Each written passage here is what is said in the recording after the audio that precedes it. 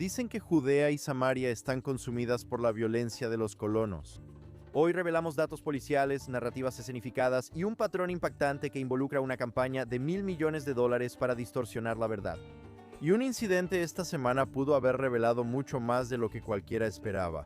Vamos directo al grano. Bienvenidos de nuevo a Judaization aquí en GNS TV. Mi nombre es Josh Haston. En medio de afirmaciones sobre violencia generalizada en Judea y Samaria, los datos de la policía situaron al Consejo Regional de Binjamín entre las zonas más seguras de todo Israel.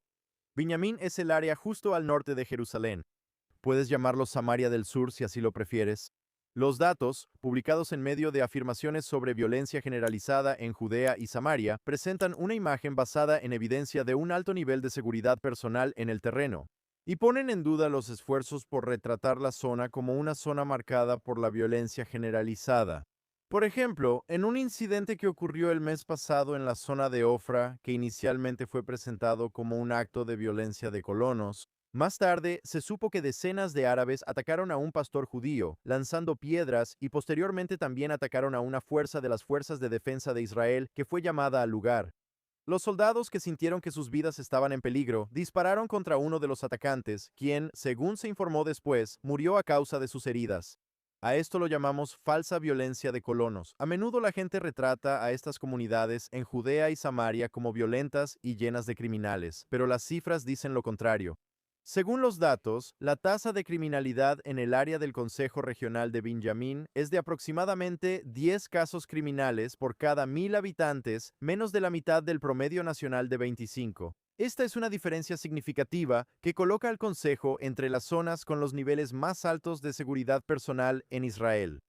Estas cifras subrayan que el Consejo Regional de Binjamín está entre las zonas con las tasas de criminalidad más bajas de todo el país. Así que aquí tienes una campaña bien organizada, financiada por gobiernos extranjeros, llevada a cabo por organizaciones extremistas de la izquierda radical y coordinada por un organismo de la ONU que recopila las estadísticas.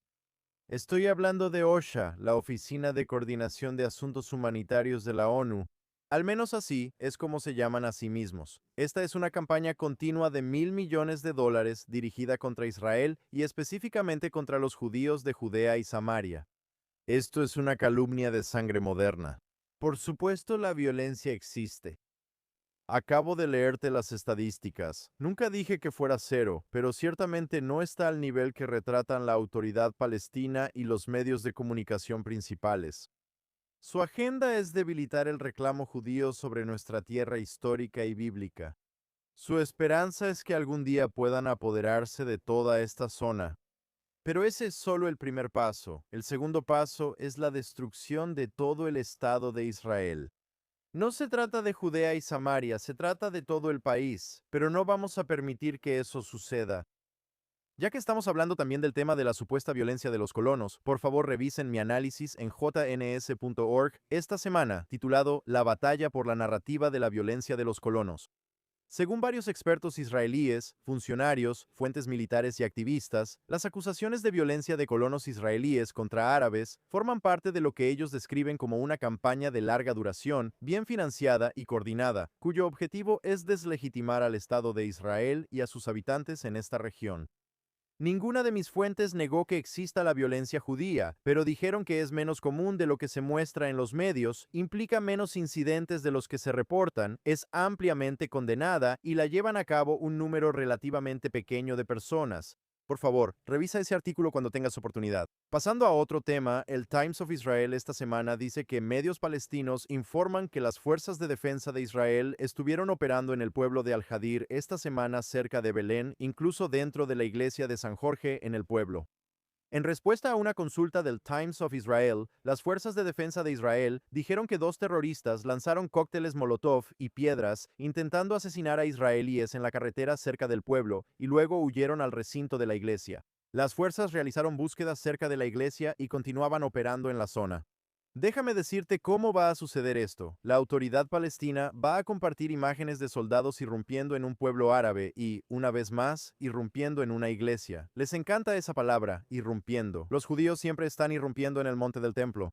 Incluso si es una oración pacífica y organizada, siempre se trata de la irrupción.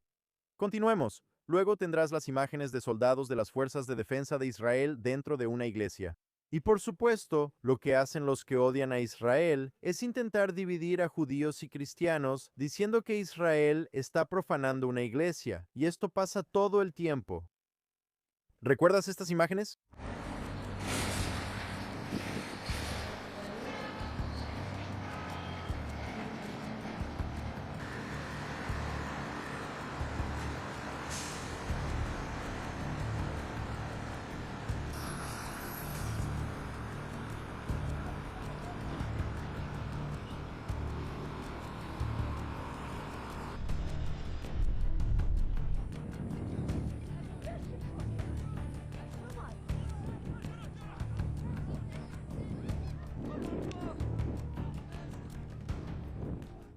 ¿Recuerdas el informe? Esto fue en julio pasado. Decía así: el embajador de Estados Unidos en Israel, Mike Huckabee, visitó una aldea cristiana en la Cisjordania ocupada por Israel, esas son sus palabras, por supuesto, y pidió rendición de cuentas por un ataque a una iglesia antigua que los residentes han atribuido a colonos israelíes. Pero en realidad fueron los árabes quienes iniciaron el incendio. ¿Y por qué no usar las imágenes si había una iglesia cerca que no fue dañada en absoluto por el incendio? Lamentablemente, el embajador de Estados Unidos en Israel fue llamado al lugar en lo que resultó no ser noticia en absoluto. Mira qué inteligente es esta operación de la autoridad palestina, tratando de sembrar discordia entre judíos y cristianos. Y recordemos lo que pasó en 2002. Cientos de árabes, incluidos terroristas de la autoridad palestina, irrumpieron en la iglesia de la Natividad en Belén. Estaban usando la iglesia como escudo, disparando a los soldados israelíes. Hay informes contradictorios sobre si las personas en la iglesia estaban siendo tomadas como rehenes o colaborando con los terroristas. Pero mira cómo se informó. Del 2 de abril al 10 de mayo de 2002, la iglesia de la Natividad en Belén, en Cisjordania, fue sitiada por las Fuerzas de Defensa de Israel, que tenían como objetivo a presuntos militantes palestinos que se habían refugiado en la iglesia. Sitiada por las Fuerzas de Defensa de Israel, así fue como se presentó. ¿Qué estaban haciendo los terroristas? No son tontos, son malvados, pero ciertamente no son tontos. Sabían que se vería mal para Israel tener que lidiar con terroristas dentro de una iglesia, pero fueron ellos quienes profanaron este sitio sagrado cristiano. Así es como operan. Avancemos hasta esta semana y la historia de los terroristas con cócteles Molotov escondidos en una iglesia en Al-Qader, de hecho cerca de Belén, una vez más. Amigos, no caigan en esto, no caigan en la división que estas personas intentan crear entre quienes defienden los valores judeocristianos. No les demos la victoria, ya que ellos son quienes están profanando estos lugares sagrados. Pasando a otro tema, un nuevo informe del Consejo de Yesha, que representa a las comunidades judías en Judea y Samaria, revela que muchos de los funcionarios municipales recién electos de la autoridad palestina elogian el terrorismo y están en contra de Israel y de Estados Unidos. Así que la autoridad palestina realizó elecciones municipales hace unas semanas. Me refiero a alcaldes y otros funcionarios públicos. Este nuevo informe muestra que muchos de los electos tienen un historial de incitación e incluso elogian actos de terrorismo. Algunos de ellos viven a solo unos minutos de comunidades israelíes. Antes de continuar, ese es un punto importante. Judea y Samaria no son Gaza. En otras palabras, mientras que el 7 de octubre demostró que la política de árabes de un lado de la valla y judíos del otro era una política fallida, lo que había en el terreno era Israel aquí y Gaza allá. Eran entidades completamente separadas. Pero en Judea y Samaria todo está entrelazado. Hay árabes y judíos viviendo uno al lado del otro. Las carreteras son compartidas. Muchas de las zonas industriales son compartidas.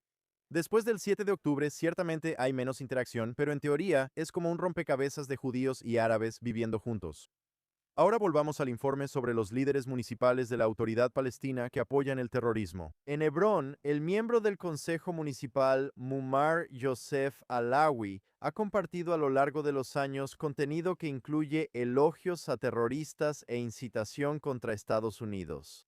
Otro ejemplo, en Jericó, el alcalde Salem Garuf ha participado en manifestaciones en apoyo a prisioneros de seguridad, en otras palabras, terroristas, y también ha estado involucrado en publicaciones en redes sociales respaldando el terrorismo y apoyando a quienes liberaron a esos terroristas de una prisión israelí. En Jenin, el recién electo alcalde, Mohamed Jarar, cuenta con el apoyo de familiares que conmemoran y glorifican activamente a personas que llevaron a cabo ataques terroristas contra el Estado de Israel. Omar Rahamim, el director general del Consejo de Yesha, lo expresó de esta manera. Esta investigación revela una realidad que es difícil de comprender. Alcaldes que operan a solo 10 minutos de Kfar Saba y 20 minutos de Modi'in en el centro de Israel no están descubriendo, están promoviendo el terrorismo y llamando a la destrucción de Israel. No son figuras lejanas, son líderes públicos oficiales que están apoyando a terroristas justo al lado. Israel no puede darse el lujo de seguir ignorando este sistema de incitación. Él continuó. Cualquiera que legitime el diluvio de Al-Aqsa desde tan cerca demuestra una vez más que la autoridad palestina no es un socio, es una amenaza existencial. Todo esto según Omar Rahamim. Ahora recordemos diluvio de Al-Aqsa. Ese fue el nombre que se le dio al ataque de Hamas del 7 de octubre. Así que, de nuevo, estos son los líderes de la autoridad palestina. Esto no es Hamas y esto no es allá abajo en Gaza. Estas son personas que se supone que deben ser los socios de paz de Israel. Sin embargo, muchos de nosotros sabemos desde principios de los años 90 que la autoridad palestina no es una organización pacífica, no son socios para la paz. La autoridad palestina es un grupo de terroristas corruptos vestidos de traje. Su objetivo es destruir a Israel por etapas. Y cuando no consiguen lo que quieren, como vimos en el año 2000, vuelven sus armas contra los judíos. Y esto sucede una y otra vez. Amigos, esta es una amenaza seria. Hace unas semanas hablé sobre un informe que indicaba que hay 65.000 miembros de las fuerzas de seguridad de la Autoridad Palestina, mucho más de lo permitido por los acuerdos de Oslo. En realidad eso no es una fuerza de seguridad, eso es un ejército. Los líderes de Israel deben tomar nota antes de que sea demasiado tarde. Pasando a algunas buenas noticias esta semana, Ynet se enteró de que se espera que las primeras familias se trasladen a esas tierras tan pronto como este verano para establecer 2 nuevas comunidades en ubicaciones estratégicas en Samaria. Los nombres de las 2 nuevas localidades, Bezik y Tamun. Las nuevas comunidades están ubicadas en terrenos elevados con vista al Valle del Jordán y cerca de lo que las fuerzas de defensa de Israel llaman el Grupo de 5 Aldeas. La medida marca los primeros pasos prácticos hacia la implementación de una decisión del gabinete tomada en diciembre pasado, cuando el gobierno aprobó el establecimiento de nuevas comunidades. Esto es parte de lo que los líderes de los asentamientos han descrito como una carrera contra el tiempo. Los líderes del Consejo Yesha, que mencioné antes, esa organización paraguas que representa a las comunidades judías en esta zona, y altos funcionarios políticos entienden que deben establecer hechos consumados sobre el terreno antes de las próximas elecciones. Los partidarios de la medida están preocupados de que un gobierno con una composición diferente pueda congelar estos planes y dejar sin aplicar las decisiones del gabinete actual. Bezik y Tamun, esos 2 nuevos pueblos, son solo la etapa inicial de un plan mucho más amplio del Consejo Regional de Samaria, que tiene como objetivo establecer 18 nuevas comunidades en esa zona. Ahora, a pesar de lo que algunos puedan decir, nunca es un mal momento para construir comunidades judías en Israel. Durante 59 años, cuando Israel aprueba la construcción en Judea y Samaria, siempre hay quienes dicen que no es el momento adecuado, que es demasiado polémico. ¿Qué haremos si los árabes se alteran? Para estas personas nunca es el momento adecuado para construir. Estoy de acuerdo en que estamos en una encrucijada aquí. Es temporada de elecciones aquí en Israel, con las elecciones de la Knesset que se llevarán a cabo a más tardar en octubre de este año, y esa es la ley. Las elecciones podrían adelantarse, pero octubre es la fecha límite para esas elecciones. Desde 2022, el gobierno ha aprobado un récord de 103 nuevas comunidades en Judea y Samaria. Así que sí, ahora es definitivamente el momento para que estas personas se muden a sus hogares. Ahora es el momento de aprobar más y más comunidades en el corazón de Israel y más construcciones. El punto es que no sabemos qué traerá el mañana, así que ahora es el momento. Aquí hay otra historia que estoy seguro de que para cuando estén viendo esto estará en los titulares y no de una manera positiva hacia Israel. La administración civil, este pasado miércoles, retiró 3.000 árboles plantados por árabes de la Autoridad Palestina en tierras estatales de Israel en la región. Por orden del ministro Bezalel Smotrich, se llevó a cabo un operativo de aplicación de la ley para retirar los árboles plantados en tierras estatales en la zona industrial de Shahak, en Samaria. Los árboles estaban ubicados dentro del área contemplada en un plan maestro aprobado para la zona industrial del Consejo Regional de Samaria. Su remoción permite continuar avanzando en la regulación de las tierras estatales y en la preparación para la expansión de la zona industrial de Shahak. Esto junto con el establecimiento de una nueva comunidad de acuerdo con una decisión gubernamental. El gobierno israelí aprobó la construcción en esa área. Entonces, volviendo a los árboles, aproximadamente 3.000 de estos árboles fueron removidos en alrededor de 200 dunams en varios lugares diferentes. Esa es un área de aproximadamente 49 acres. Esta operación se produce después de operativos previos de aplicación de la ley en esa misma área. En septiembre de 2025 se arrancaron 2.500 árboles y otros 6.300 en diciembre de ese mismo año. Ahora, supongo que las imágenes de árboles siendo arrancados probablemente ya están por todos lados. Lo único que accidentalmente van a dejar fuera del informe, y lo digo sarcásticamente, es el hecho de que estos árboles fueron plantados deliberadamente en tierras estatales de Israel. El objetivo es doble y es un ganar-ganar para la otra parte. Si Israel ignora los árboles, entonces los árabes se apoderan de la tierra.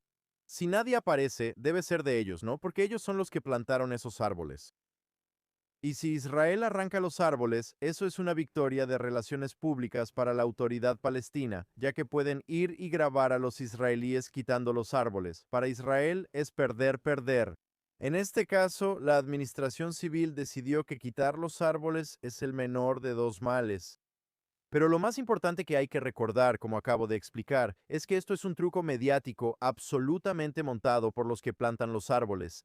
Ellos saben que Israel va a perder aquí. Lo más importante que puedes recordar es que no puedes creer todo lo que ves. Israel es un país de leyes, y esas leyes deben hacerse cumplir. Si rompes la ley y plantas en una propiedad que no es tuya, debe haber una consecuencia. Estoy seguro de que esa es la realidad en cualquier país desde el que estés viendo esto. No puedes simplemente entrar al patio de tu vecino, en su propiedad, sin invitación, y empezar a plantar árboles como te parezca.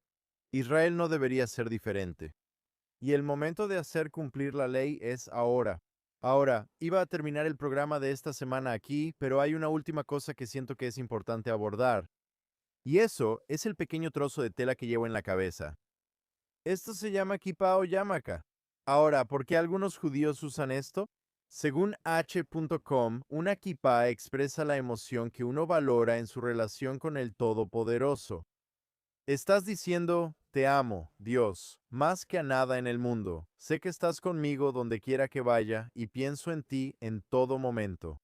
Y usar una kipá en público anuncia, estoy tan orgulloso de estar conectado contigo, Dios. Nada me hace sonreír más que saber que estamos juntos.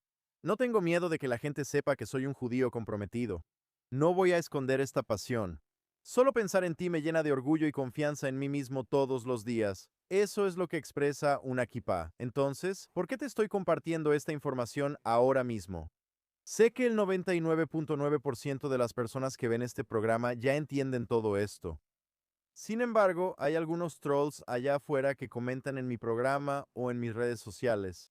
Dicen cosas como, ¿qué es esa alfombra en tu cabeza? O ese plato, ese platillo, o ese pedazo de basura, o el estereotipo antisemita de siempre. Lo usas porque te cubre los cuernos. Ahora puede que sea calvo, pero no tengo cuernos, mira. Entonces, ¿por qué los trolls atacan mi judaísmo? Porque no pueden. Los mismos trolls no tienen problema con esta prenda para la cabeza o con aquella otra. Pero así están las cosas en el mundo en este momento. Después del 7 de octubre, la peor masacre de judíos desde el Holocausto, muchísima gente salió de la nada, no para mostrar solidaridad con los judíos, sino para ir en contra de los judíos. De nuevo, el 99.9% de los que están viendo esto no entran en esa categoría. Pero para esa minoría allá afuera, para esos trolls allá afuera, seguiré usando mi kipá con orgullo. Sobrevivimos a los faraones en Egipto y también te vamos a sobrevivir a ti mientras estás ahí trolleando, probablemente desde el sótano de la casa de tu mamá. Israel Jai. La nación de Israel vive ahora y para siempre.